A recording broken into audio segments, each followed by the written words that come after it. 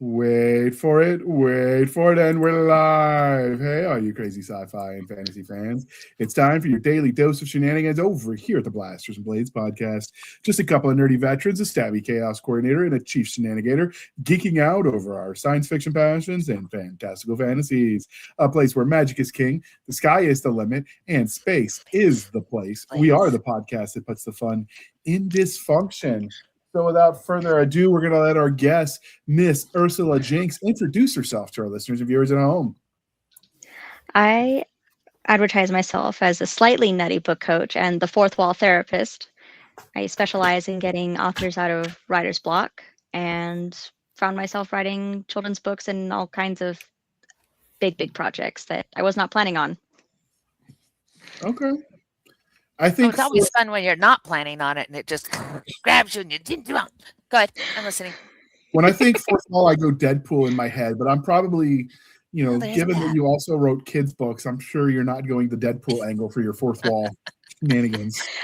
I do put a limit on making sure that the material is PG-13 or more friendly. That being said, I do love Supernatural, and there is a fourth wall break in there somewhere when Dean just looks in the camera like, really?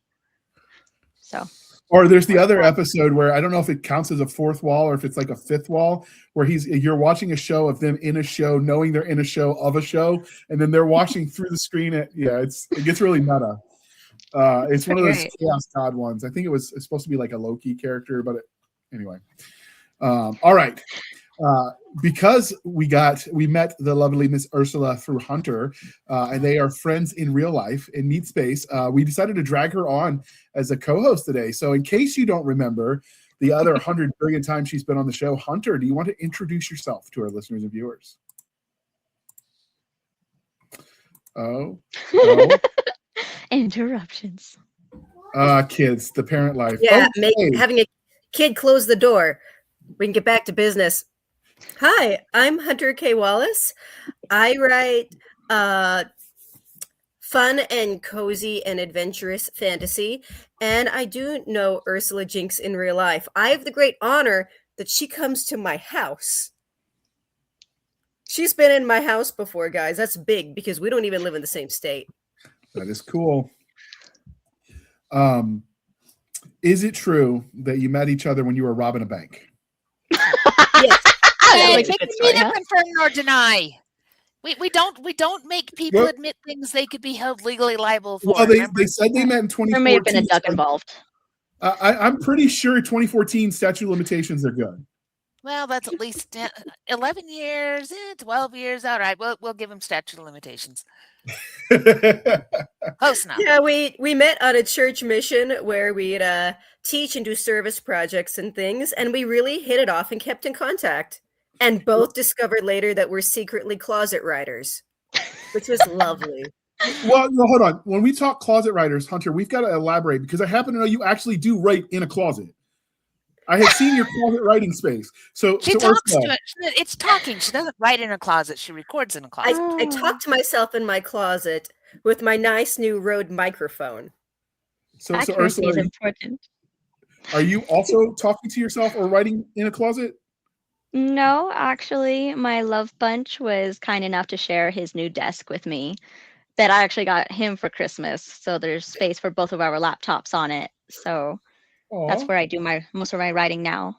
Unless I'm not home, then I'll have to do notes on my phone, which I don't mind. I've got like 4 notes apps though to separate business projects from writing projects, which leads to business, but it's still separate. Okay, babe, here's what you do. You get a Google Docs on your phone. And then it'll appear automatically on your laptop when you open Google Docs there. All right. We don't want to bore our listeners who don't care about the back end stuff. So instead, we're going to make you answer the religion questions. Are you ready for this, Ursula? I'm ready. Star Wars, Star Trek, or Firefly? All 3, but Firefly is at the top. What is it about Firefly that speaks to you? I don't know. The style is just different. I watched entirely too much Star Trek with my dad. That was the main way that we could spend time with him because he worked the night shift for as long as I can remember. And so that was the main thing that we tended to do in our home. So I kind of got burnt out on Star Trek. Fair. Star Wars, I like the Ewoks. Okay, don't hate me. I love the Ewoks. And then Firefly is just like the way it's filmed is different. The way, I mean, the dialogue is, I don't know. I'm a little fuzzy on how to explain it. It just has a completely different feel. Space Western. Yes. There was Space that. Cowboys. It doesn't help that the cast on that show was just perfectly, like Mhm. they picked the right people for the right characters, and it was just There is symmetry in motion. It's But like that that is in a tied bottle, to though. Stargate Yes. Atlantis for me, though. Oh yeah, that's a good one. You Do forgot you have a Stargate. favorite? I forget Stargate. I'm a Stargate junkie too. That is one of the projects I would stop everything to write for if they asked me to. I mean, so far nobody's called me, but if they did, I'm just saying. Do you have a favorite character on Stargate Atlantis? Oh goodness. Too many. Mostly the guys though, because they're hilarious. I can't remember their names. Shoot. um I'm gonna do some quotes and hopefully you can tell me what the names of the characters are, okay? That's right. I'm your commanding officer. So you should do what I say. Do what he says. That was the episode that everybody lost their memory. Huh. I don't remember. Like, there's a lot. It's been a while since I've seen all of them, but it tells me obviously I need to go back and rewatch them all. The one that named it Puddle Jumper. You're talking about McKay? Was it McKay? Love McKay, but it wasn't him. Okay. My favorite character is the female that becomes the Wraith Queen. What was her name? I think it started with a T, but I know who you're talking about. Yeah, the funny thing is if you watch any of the Comic-Con interviews where they talk about her cast, like the scenes where her character was pregnant, the actress was actually pregnant, so they wrote that into the script. And then while she was breastfeeding, the cast would like mess with her and tell her like her kid is going to be like emotionally scarred because she's in full Wraith Queen like vampire, space vampire like face makeup and all that, and now of course she's feeding the baby, and so like she's still a little bit scarred by that if you listen to some of her interviews, and it's hilarious. Oh dear. I mean, we're laughing at her pain. I'm not sure she finds it hilarious, but everyone else in the cast did, so that's a good choice. All right, and because we are polytheistic here at the Blasters and Blades podcast, Game of Thrones, The Wheel of Time, The Chronicles of Narnia. You know, I haven't watched Game of Thrones, and Narnia I feel like needs some work, as not the Okay. books, but the movies. I feel like they didn't quite try hard enough. But Wheel of Time I've been enjoying. I haven't watched all of it yet, but it's on the list. So what did you think about Wheel of Time for the costuming?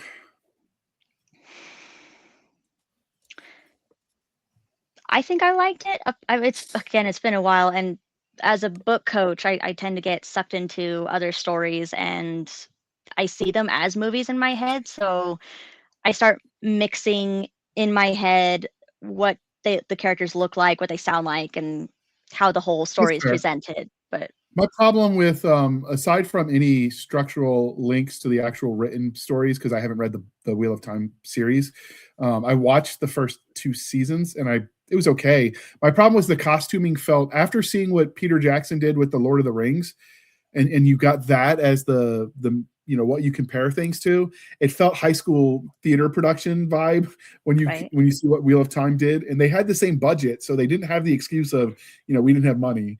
They just didn't I know where it went. They spent like $1 million on the wigs because all the ladies had wigs, and probably some of the men too. Okay.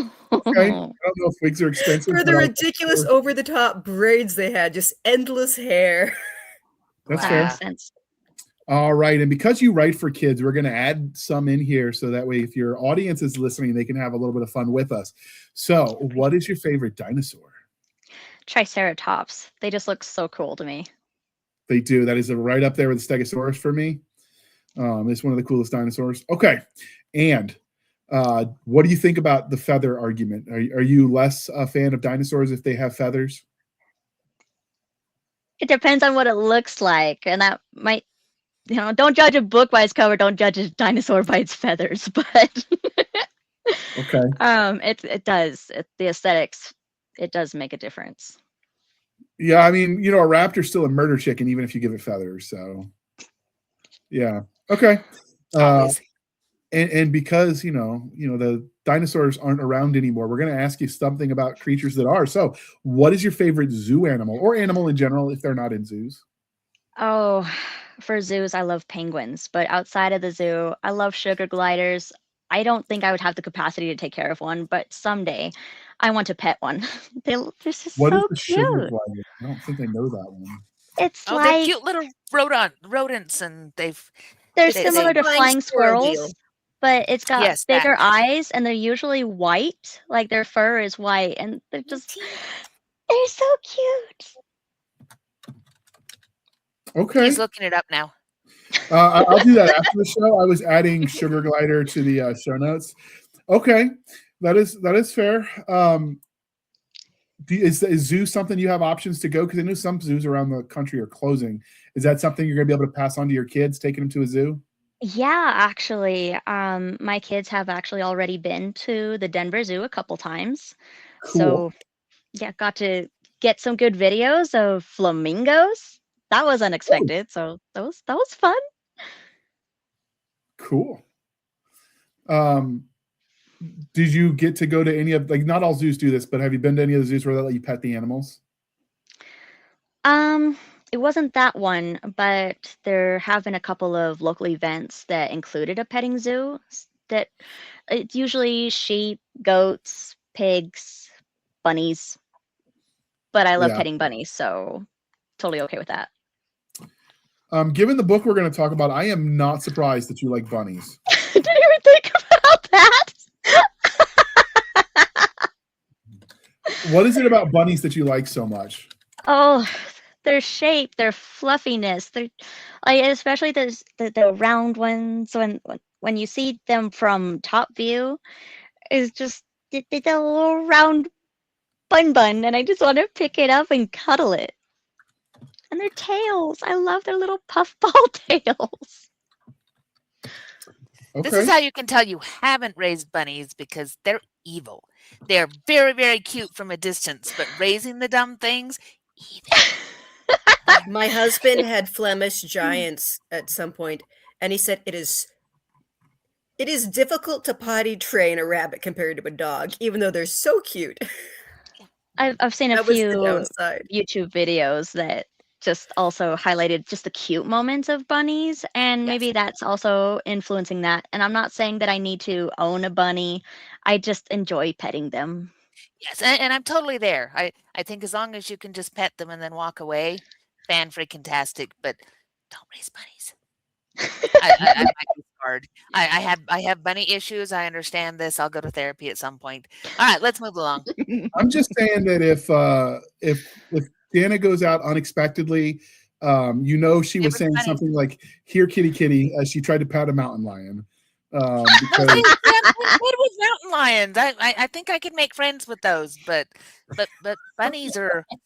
I mean, I've seen them eat their own young, and there's something that kind of breaks you down when you go out there and it's chewing on its own babies, and you're just like, well, okay, that's a thing.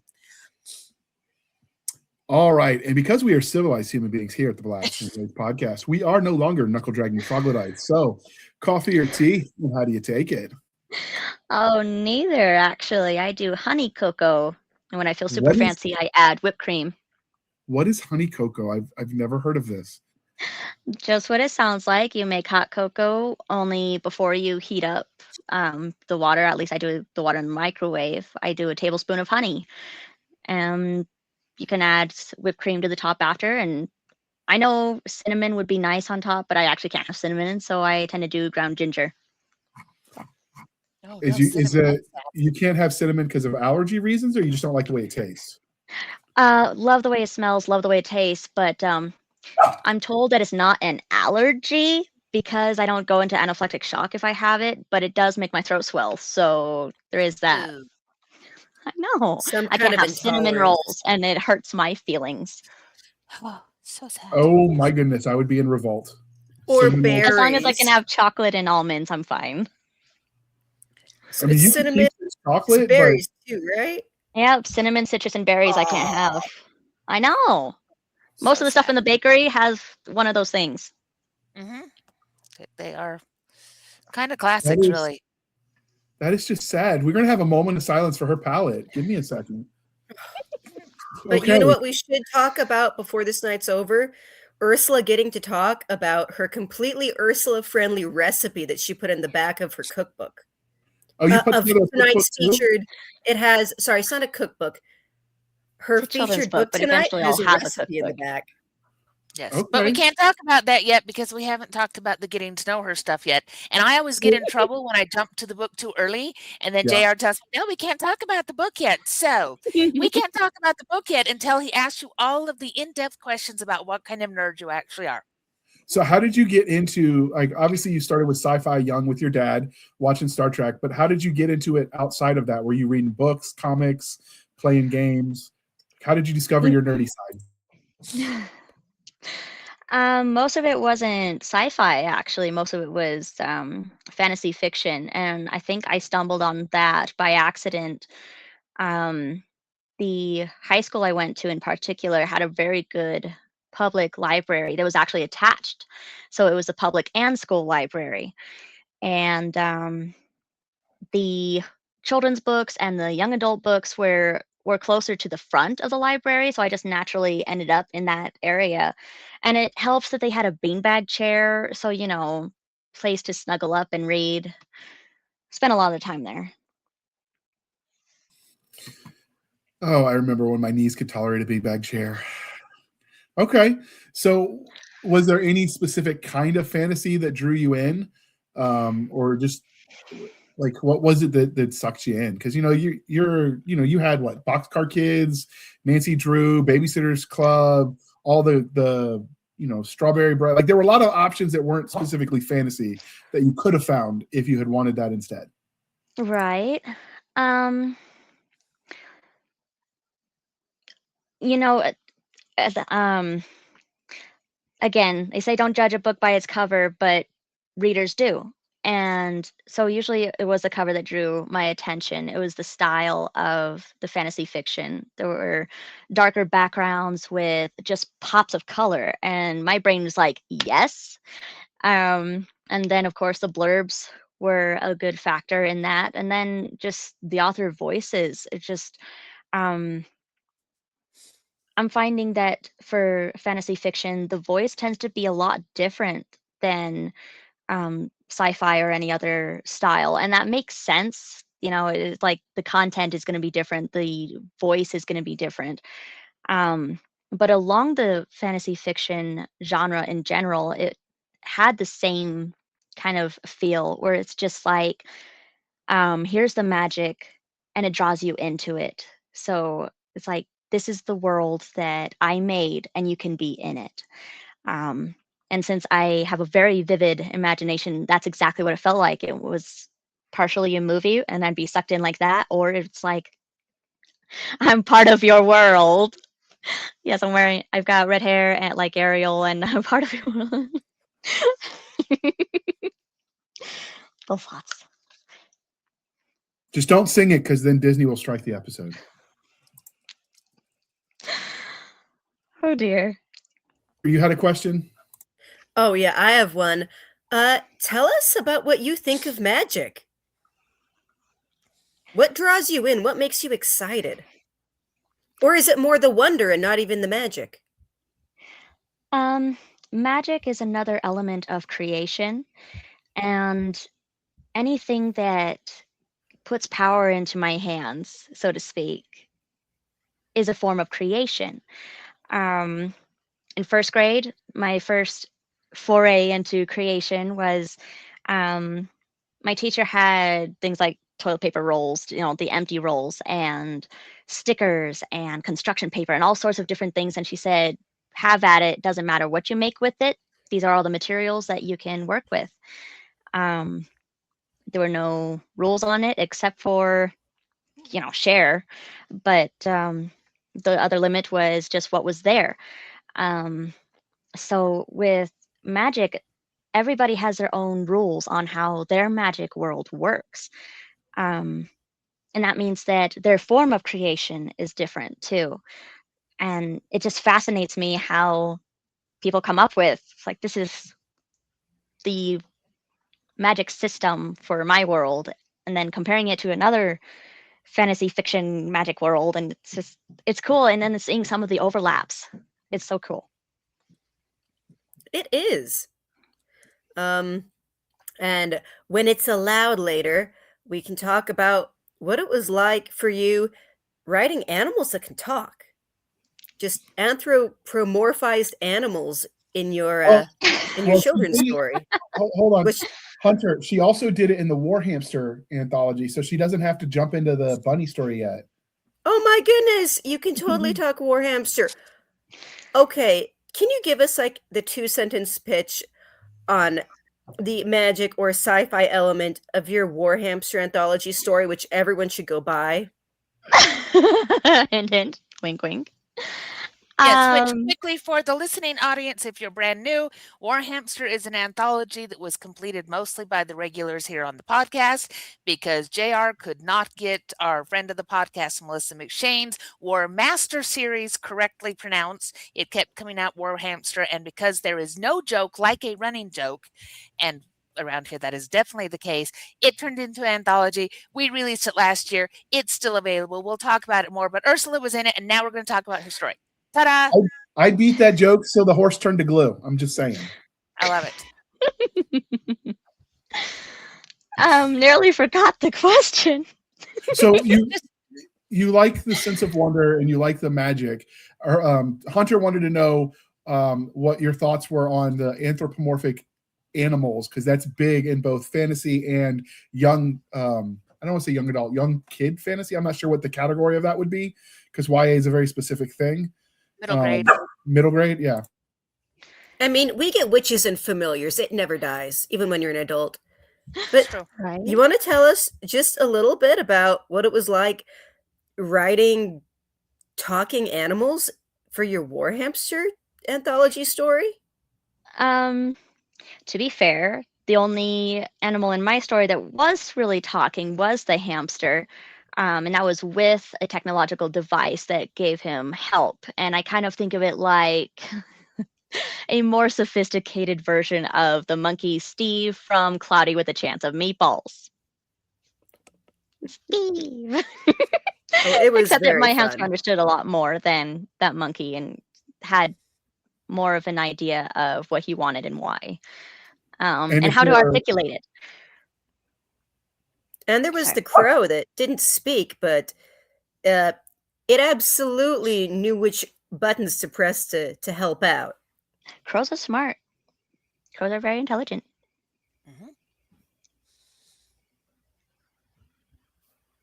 Okay, Range so of when you write your own, do you have a preference on what kind of magic you like to either you like as a reader and as someone who makes your own worlds up? Do you have a preference? When I'm reading it, I love how you can see where the magic is kind of coming from, even if the characters haven't figured it out yet. But when I'm writing magic, it's kind of just oh, I can do that? Well, that's cool. Okay, let's do more of that. So many people, even people that are coming at it just as nerdy readers, have watched some of Brandon Sanderson's videos where he breaks down the various types of magic, gets really nerdy and wonky about the fantasy we love, because he teaches creative writing at BYU, and then they're kind enough to film it for everyone to watch. And so do you have a preference when you're enjoying magic systems for them to be hard versus soft? Do you have a preference? I don't think I understand your question. So hard magic would be almost scientific in the amount of rules and procedures, etc., whereas soft magic is more vibe than anything. I like a mix of both, where there is some of an explanation of how it works, because that just it does explain the limits of what works and what doesn't and why. But if you don't have enough of the vibes, then it feels too clinical almost, and it's harder to get into the story for me. So a little column A, a little column B. Okay. Yep. All righty. Well, hopefully the Pupperino shuts up long enough for me to do this, but we're going to pause for a moment while we shamelessly show for the man. And for that, today is the War Hamster anthology. And while there is an audiobook pending, it is still in the wickets with Amazon, and who knows what that'll be. I mean, I've seen audiobooks submitted and come out 6 hours later and sometimes 6 months later. You just never know with them. It's a mystery. But the War Hamster anthology, War Hamster, A Tale Untold. Gear up for a wild ride with War Hamster, Tales Untold, an electrifying anthology. This pulse-pounding collection of fantasy and science fiction stories unleashes a menagerie of ferocious hamster heroes battling against impossible odds. From a grizzled starship captain hauling mysterious cargo in the gritty depths of space to valiant hamster paladins wielding flaming blades on war-torn battlefields, these tales explore courage, loyalty, and the unbreakable spirit of the underdog. Featuring gripping stories by Jenna Ray, Terry K. Job, J.R. Handley, and more, this anthology will leave you cheering for the pint-sized warriors who prove that even the smallest creatures can change the galaxy. Will you join the War Hamsters' fearless charge? Grab your copy today and dive into this adventure. Links will be in the show notes, people. And with that, thank you for sticking with us through. Hold on. Thank you for sticking with us through that commercial interlude. But now that that's out of the way, and more includes both Ursula and Hunter. So There is that. we have yes, lots and lots. Like I say, a lot of our favorite regulars and people we didn't know were going to be regulars, but are now, have joined us to do things. So All right. now we can go to the book. Now we can go to the book. Wow. Okay, we're repeating ourselves now. All right, and now that that's out of the way, thank you for sticking with us as we shamelessly show for the man. So first off, we always start with what would the age range be for this story? And I'm guessing if you're looking at the cover, you can kind of figure it out, dear listener. But some people are listening only. That was actually one of the hardest parts for me to determine, but it is a picture book. So I'd say anywhere from preschool to maybe first grade. Okay, so what? I guess 2 to 9-ish for Yeah. picture books ish. And the ish is doing a lot of heavy lifting, so you don't have to commit fully.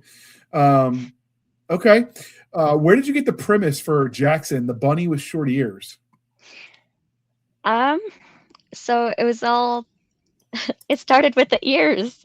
My mom actually started inspiring this book. So she was born with one ear, and the other side is kind of like just scrunched up skin. And so she has always been hyper aware of her own ear. And so when I was growing up, she was hyper aware of my ears, and she always told me that I had perfect little ears. And so I grew up hyper aware of ears and just got this image of this bunny. And I thought it was cute, and it had to happen. Is this going to be a standalone story, or will there be more adventures of Jackson? I wasn't planning on more, but my ideas tend to spawn more ideas. And as much as I try to prevent scope creep, there are definitely more in the pipeline. It started off with just a title idea in my head, Jingle Time with Jackson. So naturally, there has to be a Christmas one.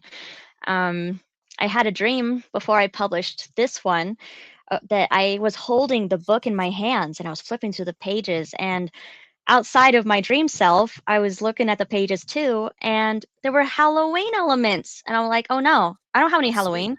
What's going on? There's no, shoot, do I need a Halloween version? So, and my kids have voted that I do one for every holiday. So there's Is it going that. to be with Jackson for every one, or is it going to be a new rabbit every time? It'll be Jackson as the main, but there is a side character that will be popping up a few more times, and you get to meet his mama bunny, and there's an appearance of Daddy Bunny, and there might be more of that in other books in the series because apparently it's going to be a series, and of course because my brain doesn't stop. I actually have a couple of merch items with Jackson, the bunny with short ears, on it. I've got a pair of pajamas and a blanket. And eventually, when I've got the Halloween book out, I'm going to have Halloween Jackson products out too, and coloring books because again, the brain doesn't stop. Send help. Oh, I love it. No, actually, so I know this is off JR script, but I'm going to do this anyway. It says written and illustrated, so you did all of the drawing work too? I I am. did. We worship at your feet because that is not a thing I can do. I can word the thing, but the drawing, straight lines and rulers, and so tell Oh us what no. it's like to also be your own illustrator. Because awesome sauce. Okay, so it's a little more complicated than just drawing it all. So I use Canva, and the free version has a drawing stroke limit. And what that means is you press your stylus or finger to the screen, pull down, pull up. And every time you pull up, that's a full drawing stroke. The flowers on there are the only thing that I legitimately fully drew myself. And that hit the drawing stroke limit. And children's book, you kind of expect the character to look the same throughout. So I use a process I call patchwork elementeering to make this. Jackson is made up of a ton of circles and ovals. Then you just had to stack them all up on top of each other. Oh yeah, at some point I might That's have to show you fascinating. separately how many elements it took to make him. So, like, were you always into art, or is this something you sort of self-taught yourself for this project? A little bit of both. Again, anything that has any way to create, I have an interest in. I've dabbled in painting, sketching, a little bit of everything. Too much, way too much. But definitely learned a lot through the process of creating this. So how long did it take you to create this? Because, obviously, like, I've dealt with creating proper novels and short stories and such, but I have no concept of what's involved in plotting out a picture book. I imagine the process is probably a lot more similar to designing a comic, because you have to pace the story with the pictures. Right. It is similar, but it also has to do with how your brain works. And mine is a little strange. Sometimes I'll just I know I'm not the only author that this happens to, but sometimes I'll just hear dialogue in my head, or I'll see a scene in my head of something happening. And I got the gist of what was supposed to happen in the story, wrote down the outline that came off of that, and then based off of that outline, got some ideas on what should be in the pages. So I mean, for the visuals, and they kind of just teeter-tottered off of each other as I was creating the visual art that also influenced some of the narration and the dialogue. And if there's time, I would like to share a couple of accidental additions. I have my copy. There are a few parts in this book that were not planned at all. It was completely accidental, and it's one of my favorite parts. Well, that's always fun when it's just out of the blue. And this is going to happen. And you go, well, that's very cool.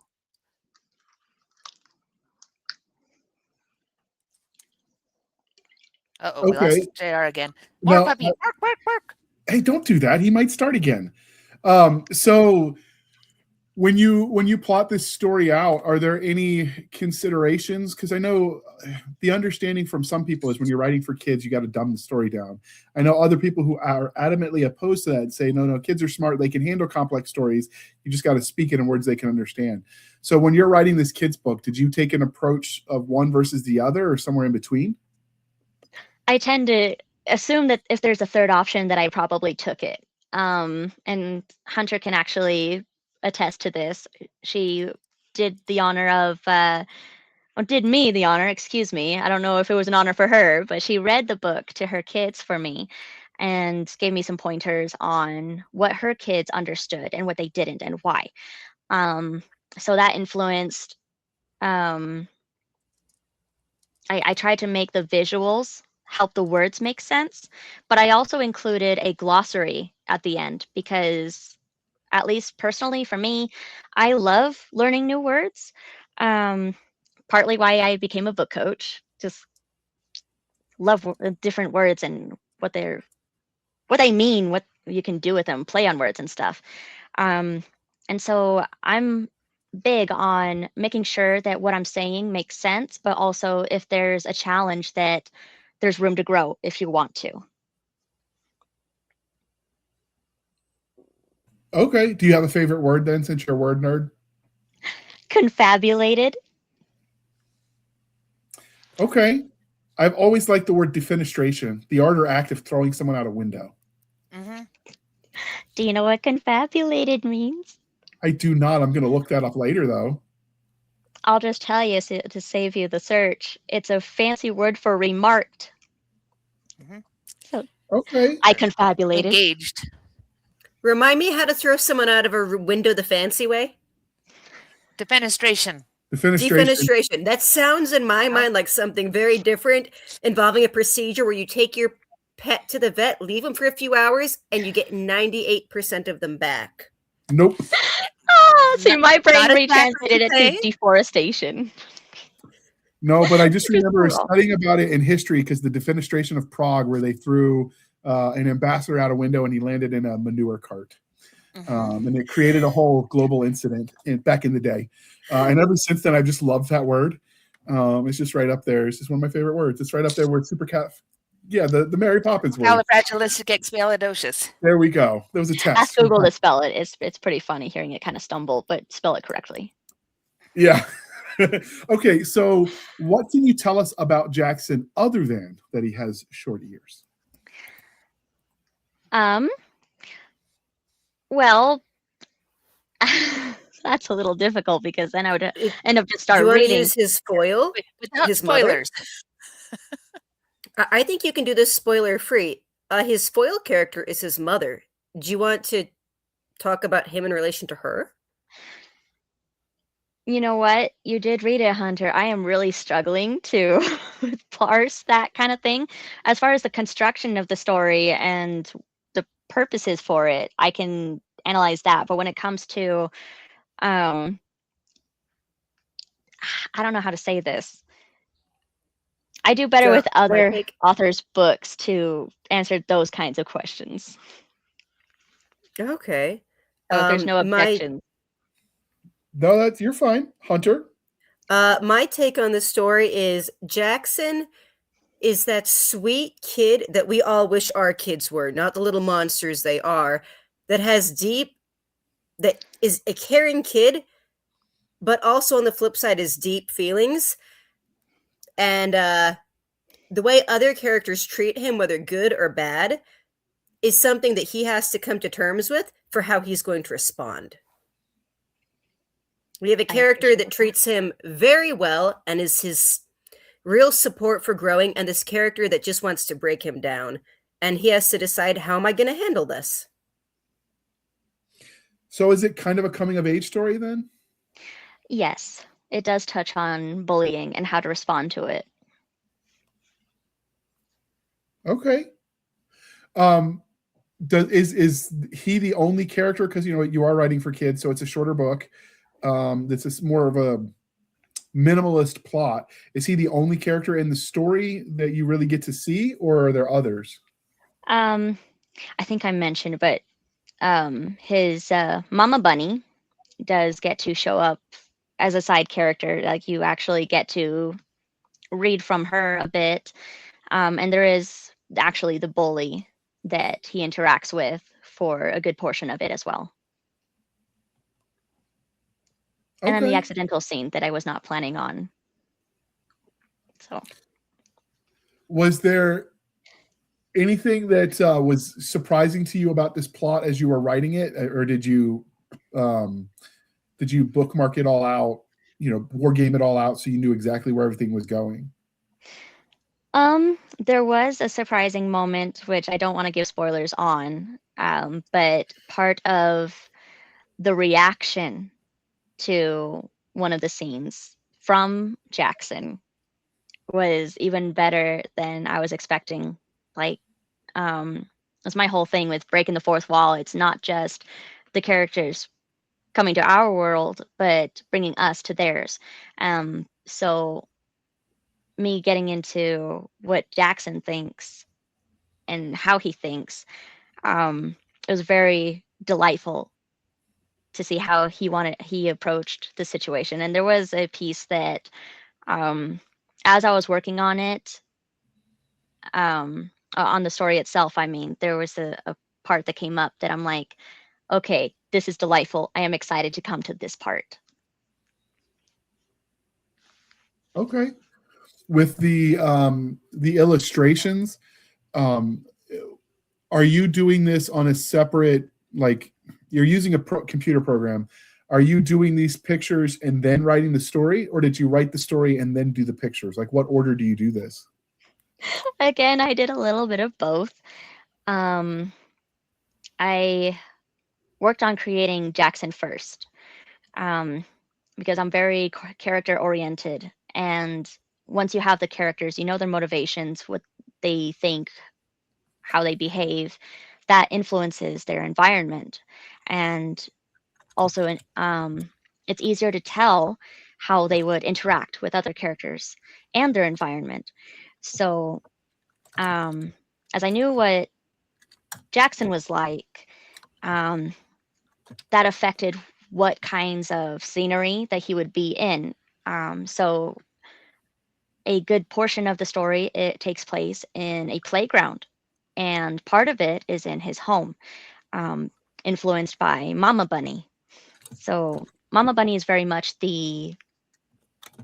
what you hope a mama would be, that loving, I'm there for you if you need me, but I'm not going to push if you're not ready to open up about anything. So there are ways that you can do mothers, parents in general in children's literature. You've got the wah, wah, wah, wah, wah noise that you get from some of the cartoons. You get they're always absent. You get the one-dimensional Bernstein bears where it's just Mama Bear and Daddy Bear, and that's it. They don't even have real proper names. Like, how was your approach with portraying the mother? Did she have full personhood, or was she more of a foil? I guess rabbithood would be the right word, since it's a rabbit, not a Bunnyhood. person. Bunnyhood, yeah. Bunnyhood. I like that. We're using bunnyhood for the rest of the day now. Everybody's bunnyhood.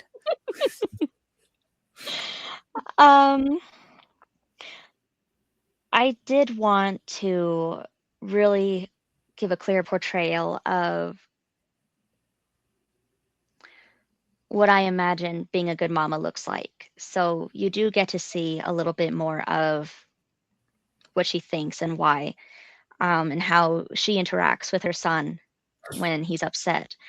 And it was also a good reminder to me what a good mama looks like, and it prompted me to think about, am I a good mama, and am I working to continue to do the things that my kids need? Am I there for them the way they need? So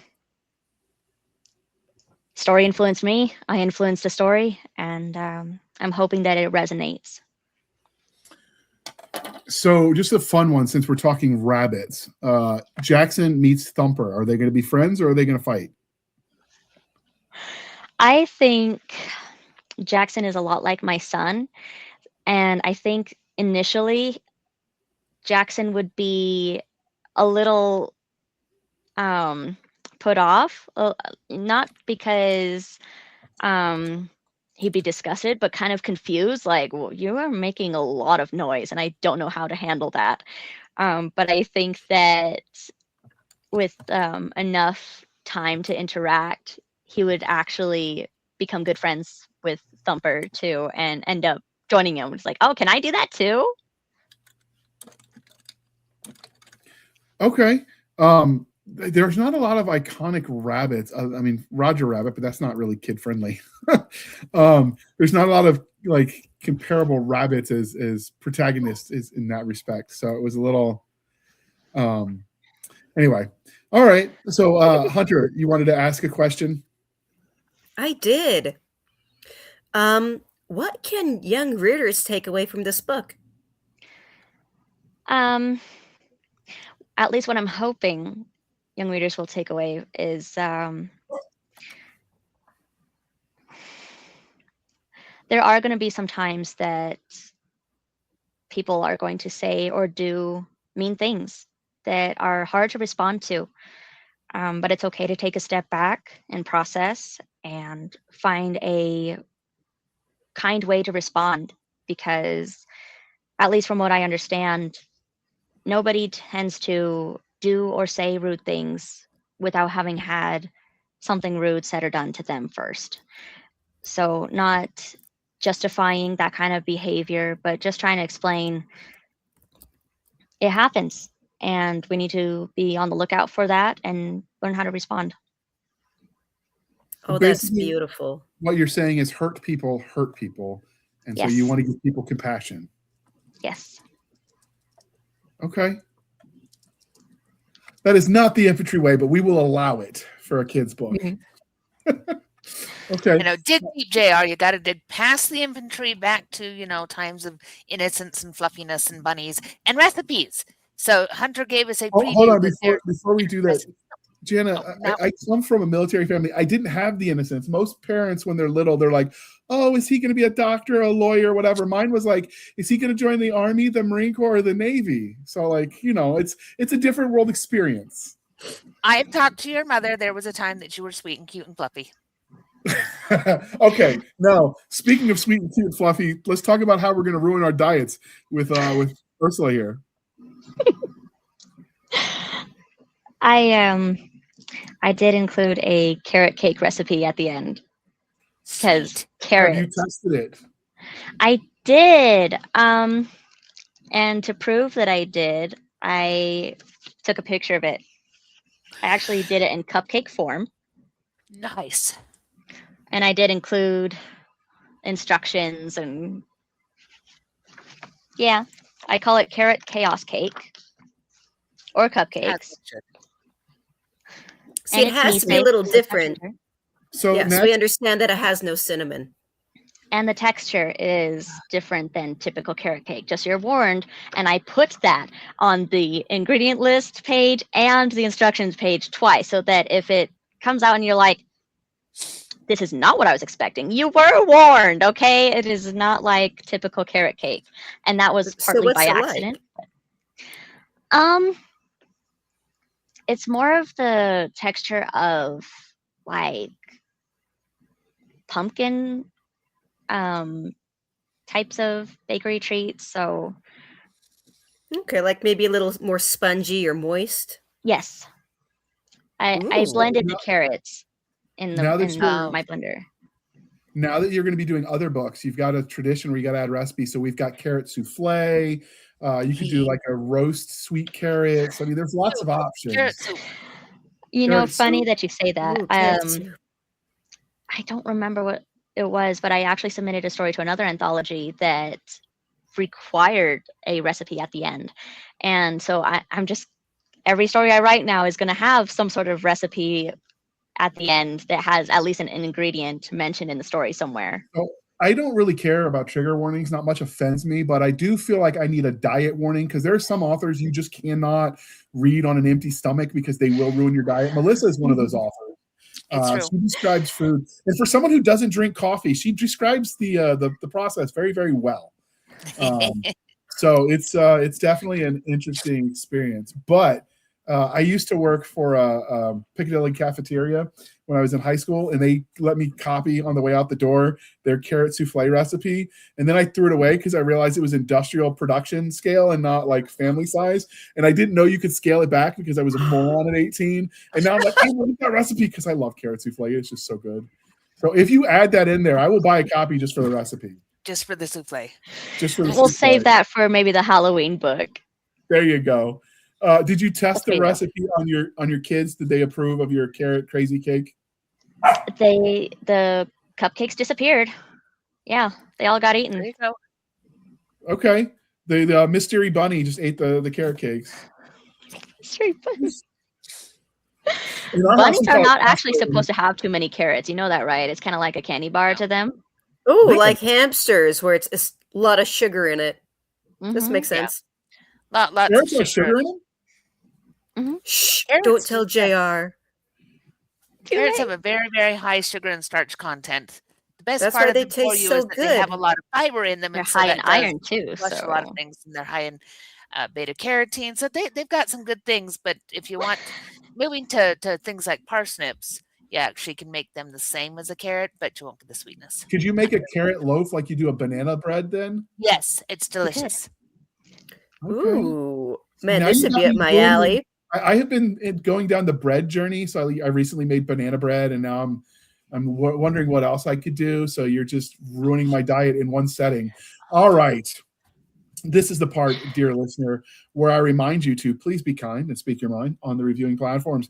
Your reviews help the right readers find the right book, so do your part. And given this is a book for kids, obviously your 2-year-old isn't writing a review on Amazon, Barnes & Noble, or any of the other fine book retailers. So write it for them, write it with them, and teach them the value of book reviews from a very young age, people.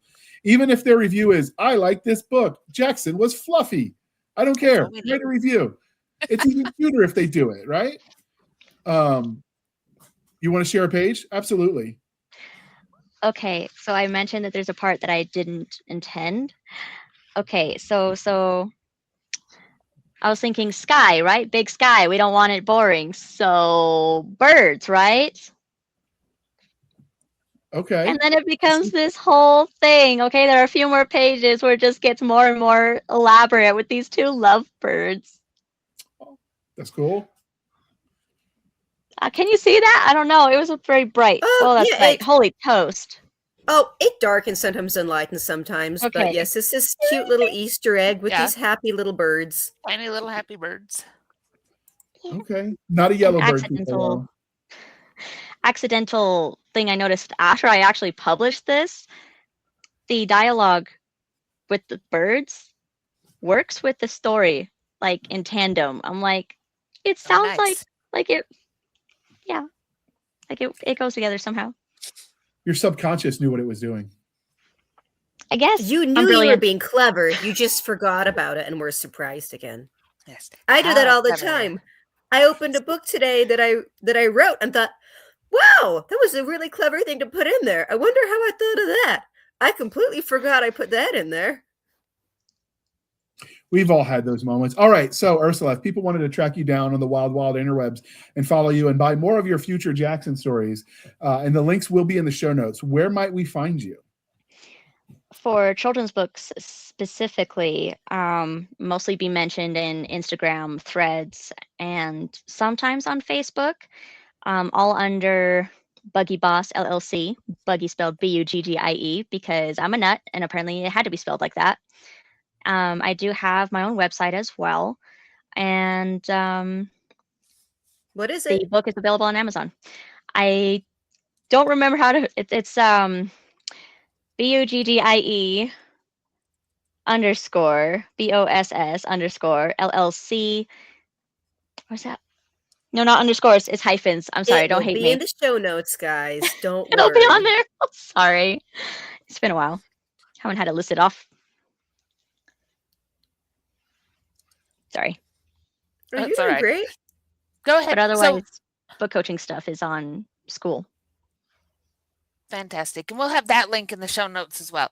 All right, Hunter, since you're here with us today, where can folks find you, and give us a really short snippet of your favorite series that they should, jump in there and buy, or last thing that you published, or anything that you want to give a shout out to and what you're working on next? Oh, sure thing. Thank you. I'm Hunter K. Wallace. You can find me at hunterkwallace.com. You can stalk me on Facebook.